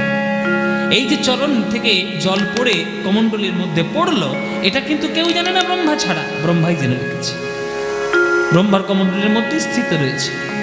এইবার যখন সগর রাজা, তার যখন বংশধ্বংস হয়ে গেল, যখন ধরিত্রীকে পাবন করার জন্য গঙ্গাকে আনার প্রয়োজনীয়তা হয়ে পড়ল, তখন ভগীরথ এক পায়ে দাঁড়িয়ে তপস্যা করলেন ব্রহ্মা। তখন ব্রহ্মা বলছে, জগতে গঙ্গা আমি দিতে পারি, কিন্তু আমি যখন কমণ্ডল থেকে গঙ্গাটা ঢালবো, তার যে গতিবেগ, তার যে প্রচণ্ড শক্তি, সেটা ধারণ করবে কে? সরাসরি যদি আমার কমণ্ডল থেকে পৃথিবীতে পড়ে, পৃথিবী একেবারে চৌচির হয়ে যাবে, একবার খণ্ড খণ্ড হয়ে যাবে। তখন বলল, একমাত্র একজন আছে এর ভার সহ্য করতে পারবে, সে হচ্ছে মহাদেব। তখন ভগীরথ আবার তপস্যা শুরু করলেন মহাদেব। মহাদেব যখন প্রসন্ন হলে বলছে, ঠিক আছে, আমি আমার জটা পেতে দেব, এই জটাতে কারোর শক্তি কোনো রকম কাজ করবে না। তাই প্রথমে ওই কমণ্ডল থেকে যখন গঙ্গাকে ঢাললেন ব্রহ্মা, তখন প্রথম ধারা পড়েছে আমার এই শিব ঠাকুরের জটায়। শিব ঠাকুরের জটায় পড়ে সেইখান থেকে আমাদের এই গঙ্গা আসা, সেইখান থেকে গঙ্গা সাগরে গিয়ে মেশা, সেইখান থেকে ওই রঘুবংশের সগর রাজার 100 পুত্র উদ্ধার হয়ে গেল, সমস্ত কিছু হয়ে এই গঙ্গা সাগরের মেলা এই আপনাদের সামনেই মকর সংক্রান্তিতে হচ্ছে গঙ্গার আবির্ভাব। তো মা গঙ্গা, আমরা ভারতীয় সংস্কৃতিতে আমরা মা গঙ্গাকে স্বয়ং দেবী বলে জানি। হ্যাঁ, তো সেই মা গঙ্গার পুজো করতে চলেছে আজ বিদ্যাপতি। বিদ্যাপতিকে বলে দিয়েছে বাবা, যাও গঙ্গার জলে পুজো করো, তবেই তুমি শিব ঠাকুরের করুণা পাবে। হ্যাঁ, তাই চলেছে আজকের গঙ্গা পুজো করতে। ওই ছোট্ট বিদ্যাপতি, ওই ছোট্ট বয়সে এক পা দু পা করে এগোতে এগোতে বুক ভরা শ্রদ্ধা নিয়ে ভালোবাসা নিয়ে আজ গঙ্গার তীরে এসে দাঁড়ালো। গঙ্গার তীরে কুলুকুলু ধারা বয়ে যাচ্ছে, বিদ্যাপতির নয়ন ধারা ভেসে যাচ্ছে। করজোরে বলছে, মা গো, তোমার জলে আমি স্নান করতে এলাম জীবনকে পবিত্র করব বলে। ওগো মা গো, বাবা আমায় বলে পাঠিয়েছে শিব ঠাকুরের করুণা পাওয়াই হলো জীবনের প্রধান লক্ষ্য। এই মা তুমি কৃপা করো যেন আমি শিব ঠাকুরের করুণা লাভ করতে পারি। এই বিদ্যাপতি প্রথম তার গান রচনা করলেন এই গঙ্গার তীরে বসে, গঙ্গা বন্দনা। বড় সুখ সাওয়া आवल तो তীরে, বড় সুখ সাওয়া आवल तो তীরে, বড় সুখ সাওয়া তো তীরে, বড় সুখ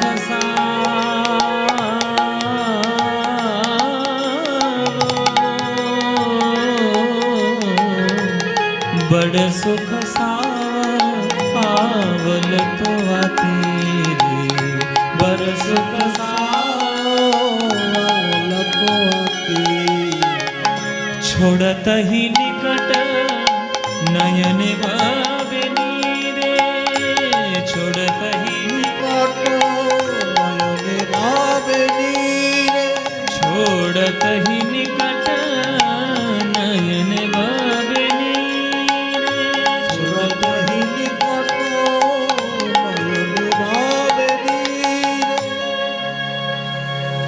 মানেটা জেনে নিন। বড় সুখ সাব आवल तू তীরে, বড় শান্তি পেলাম মা তোমার তীরে এসে।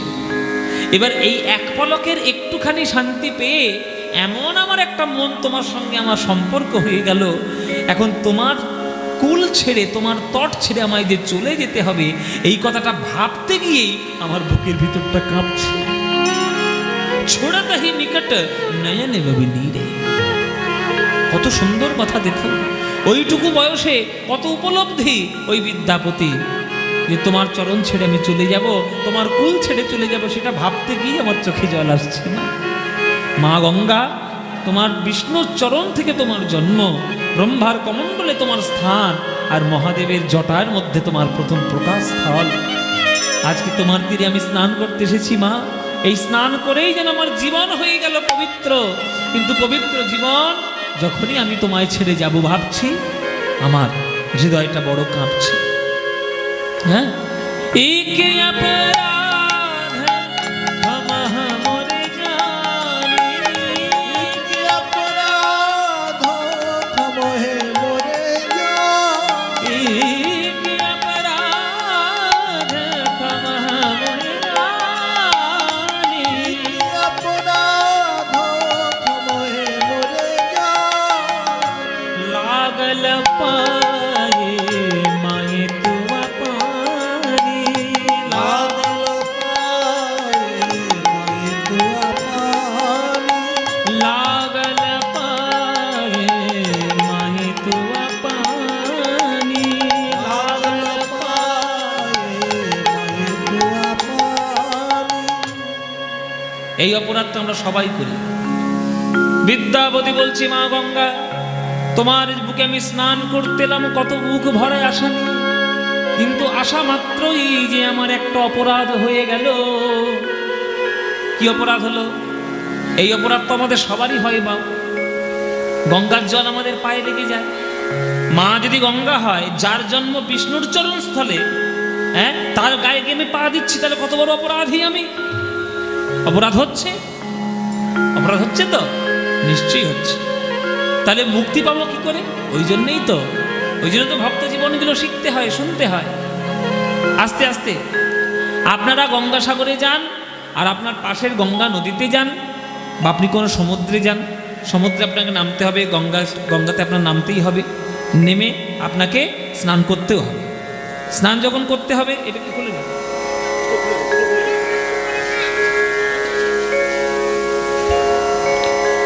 তো স্নান যখন করতে হবে তখন আপনার পায়ে তো জল লাগবেই। যখনই আপনার পায়ে জল লাগছে আপনার অপরাধ হচ্ছে। এই ছোট্ট ছেলেটা ওইটুকু বয়সে অনুভূতি তার হয়ে গেছে। হ্যাঁ, লাগল পায়ে মায়ে তোমা পানি, লাগল পায়ে মায়ে তোমা পানি। তাহলে অপরাধ মুক্তির উপায় কি? ওই জন্যে কোনো সমুদ্রের জলে, কোনো নদীর জলে, কোনো পুকুরের জলে হুড় হুড় করে নেমে যাবেন না। নামার আগে সেই জলটা আগে হাতে নিয়ে আগে মাথায় দিতে হয়। হ্যাঁ, মাথায় দিতে হয় আর গঙ্গাকে প্রণাম করতে হয়। সদ্যপাতক সংহন্তি সদ্য দুঃখ বিনাশিনী সুখদা মুখদা গঙ্গা গঙ্গা পরমাগতি। ও মায়েরা, মন্ত্র মনে থাকবে তো? হ্যাঁ, মনে থাকবে? লিখে নিন, লিখে নিন, রেকর্ড করে নেবেন। এখনকার দিনে মোবাইল হয়েছে ভালো, সব রেকর্ড করে নেবেন। হ্যাঁ, এই যে দেখুন কত কটা শুধু ক্যামেরা বসিয়েছি, দেখো কতগুলো ক্যামেরা বসে সব রেকর্ড করছে। কিন্তু আপনাদের গান আপনারা কিছুদিন পরে এখানকার গান পেয়ে যাবেন ফেসবুকে। সব ক্যামেরা নিয়ে আমার মুখের সামনে বসেছে। এই ক্যামেরা এবার হয়নি, আবার মোবাইলের ক্যামেরা ধরেছে। ও মায়েরা, গঙ্গার জলে স্নান করতে গেলে, প্রণাম করতে গেলে মন্ত্রটা তো বলতে হবে। তাহলে মন্ত্রটা শিখে নিতে হবে। শিখে নাও। সদ্য পাতক, আমার সঙ্গে সঙ্গে বলো, তাহলে মুখস্থ হয়ে যাবে। হাত জোরে করো, সবাই সবাই হাত জোরে করো। হাত জোরে করে বলো দেখি, বলো সদ্য পাতক সংহন্ত্রী সদ্য দুঃখ বিনাশিনী সুখদা মোক্ষদা গঙ্গা গঙ্গৈব পরমাগতিম। মনে থাকবে? মায়েরা বলছে, বাবা কি মন্ত্র বললে? 1 কিলোমিটার লম্বা মন্ত্র। এই 1 কিলোমিটার লম্বা মন্ত্র মনে থাকবে?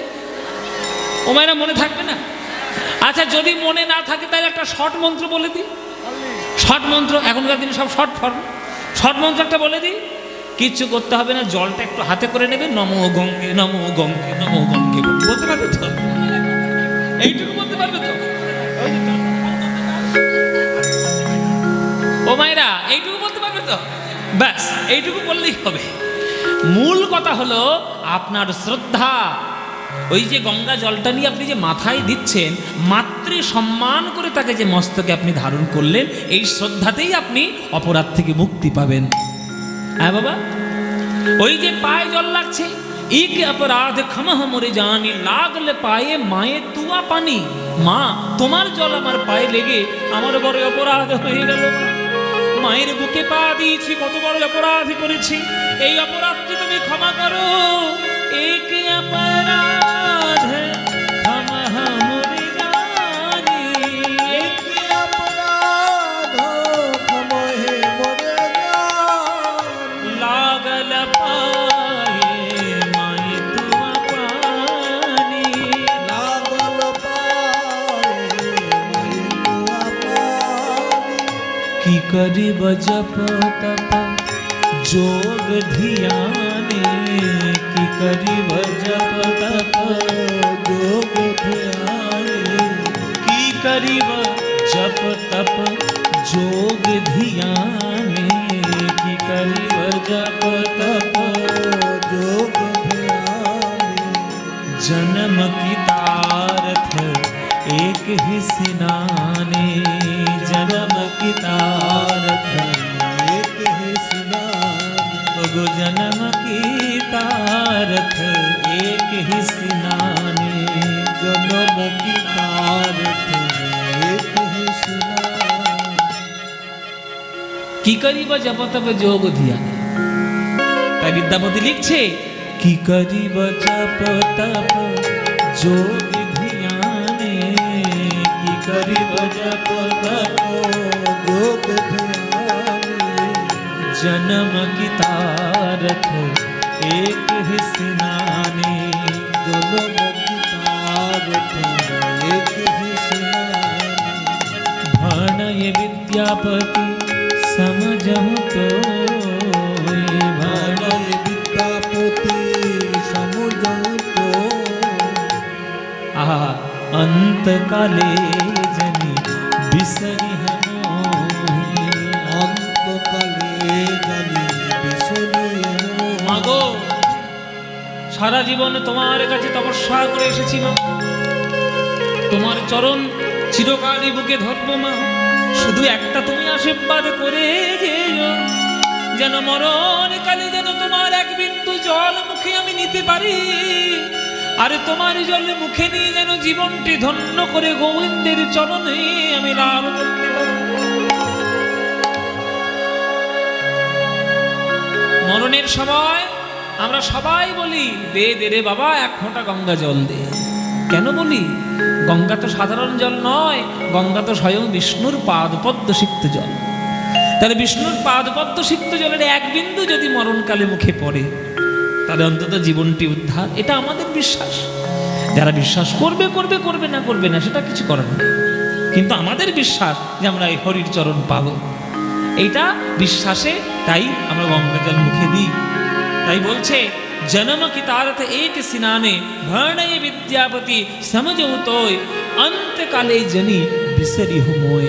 সেদিন চরণ ছাড়া করো না মা, চরণ ছাড়া করো না মা, সেদিন চরণ ছাড়া করো না মা, চরণ ছাড়া করো না মা, যেদিন জগৎ ছেড়ে চলে যাব, চরণ ছাড়া করো না মা, জগৎ ছেড়ে চলে যাব, চরণ ছাড়া করো না মা। যেদিন জগৎ ছেড়ে চলে যাব, হরি হরি হরি বলে জগৎ ছেড়ে চলে যাব, হরি বলে জগৎ ছেড়ে চলে যাব, হরি হরি হরি বলে জগৎ ছেড়ে চলে যাব, চরণ ছাড়া করো না মা, চরণ ছাড়া করো না।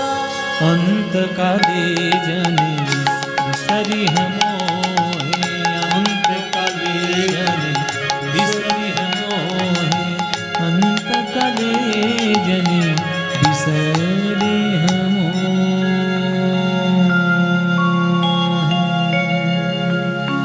সত্যবাতক সংহন্তি সত্য দুঃখ বিনাশিনী সগদা অক্ষরা গঙ্গা গঙ্গীব পরমাগতি। নমো গঙ্গে নমো গঙ্গে নমো গঙ্গে। পুরুষতে চরণারবিন্দ বন্দে মহাপুরুষতে চরণারবিন্দ বন্দে মহাপুরুষতে বন্দে।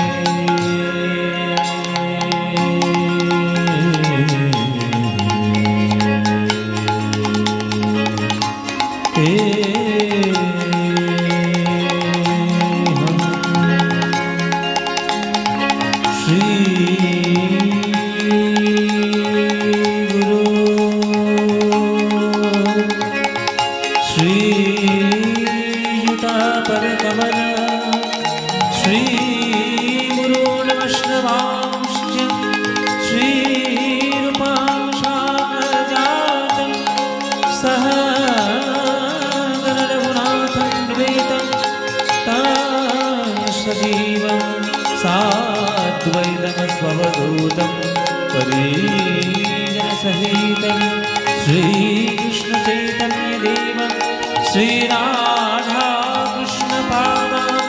सहगणललितान् श्रीविशाखान् त्वांश्च गुरुब्रह्मा गुरुविष्णु गुरुदेव महेश्वर गुरु साक्षात् परब्रह्म तस्मै श्री गुरवे नमः। अज्ञानतिमिरान्धस्य ज्ञानाञ्जनशलाकया चक्षुर्मीलितं येन तस्मै श्री गुरवे नमः। अघर्णमण्डलाकारं व्याप्तं येन चराचरं तत्पदं दर्शितं येन तस्मै श्री गुरवे नमः। हे कृष्ण करुणा सिंधु दीनबन्धो जगत्पते गोपेश गोपिकान्त राधाकान्त नमस्ते। तप्त काञ्चन गौराङ्गी राधे वृन्दवनेश्वरी वृषभानुसुते देवी तं नमामि हरे।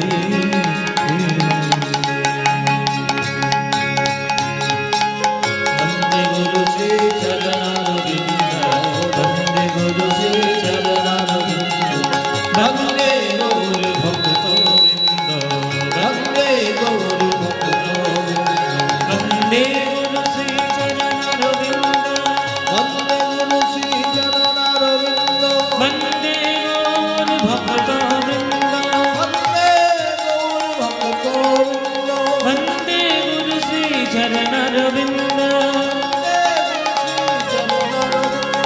वन्दे गुरु श्री चरणरविन्द गुरु श्री चरणरविन्द वन्दे गुरु श्री चरणरविन्द वन्दे गुरु श्री चरणरविन्द वन्दे गुरु श्री चरणरविन्द वन्दे गुरु श्री चरणरविन्द वन्दे गुरु श्री चरणरविन्द वन्दे गुरु श्री चरणरविन्द वन्दे गुरु श्री चरणरविन्द वन्दे गुरु श्री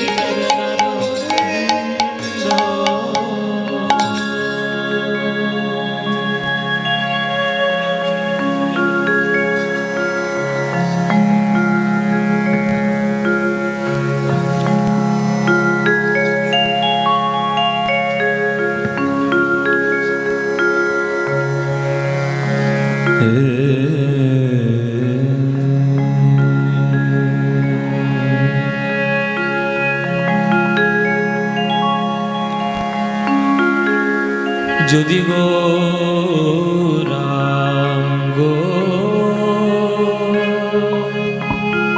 ও গো গৌরাঙ্গ না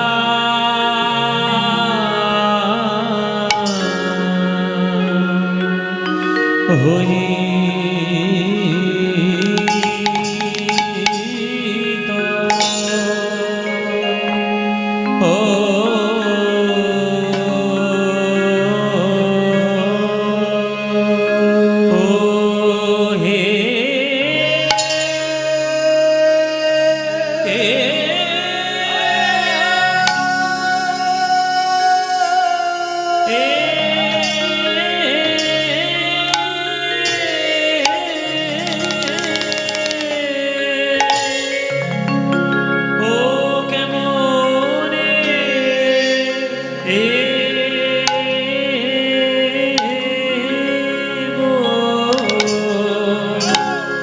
প্রভু আমার শচীর নন্দা